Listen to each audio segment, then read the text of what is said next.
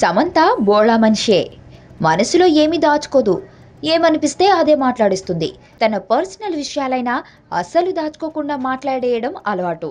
తాను పెళ్లి చేసుకోబోయే వాడి గురించి మొన్న మధ్య ఓ ఇంటర్వ్యూలో ఇలాగే ఓపెన్గా చాలా మాట్లాడేసింది.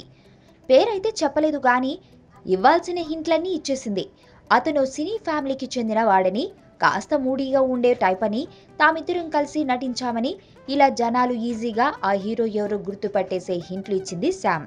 దీంతో జనాలు సమంత నటించిన హీరోల పేర్లు లిస్ట్ తీసి అందులో పెళ్లి కాని హీరోల్ని షార్ట్ లిస్ట్ చేసి ఆమె వలచిన వాడెవరో ఒక అంచనాకు వచ్చేశారు.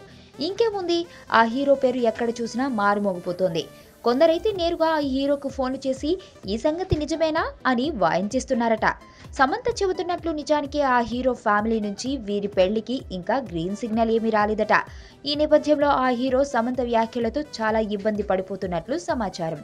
ఈ విషయమై సమంత దగ్గర ఆ హీరో అసంతృప్తి వ్యక్తం చేసినట్లు కూడా చెబుతున్నారు. ఈ నేపథ్యంలోనే నిన్న సమంత ఇకపైన నా పెళ్లి గురించి నో కామెంట్స్ అంటూ ట్వీట్ పెట్టి సైలెంట్ అయిపోయింది. మరి వీళ్ళిద్దరి బంధం గురించి అధికారిక సమాచారం ఎప్పుడొస్తుందో చూడాలి. వైలెన్స్ లేకుండా చూడగలిగే లవ్ స్టోరీలు ఎప్పుడు వస్తాయి కదా. నీలో ఈ కోణం కూడా ఉందని నాకు తెలీదు. Adventure time. నిన్ను పెళ్లి చేసుకోవాలి, ఐశ్వర్య తెలివిగా చంపాలి. నాకు తెలిసి ఒక్కడే శత్రువు. నేరం బయటపడే ఛాన్స్ లేదు.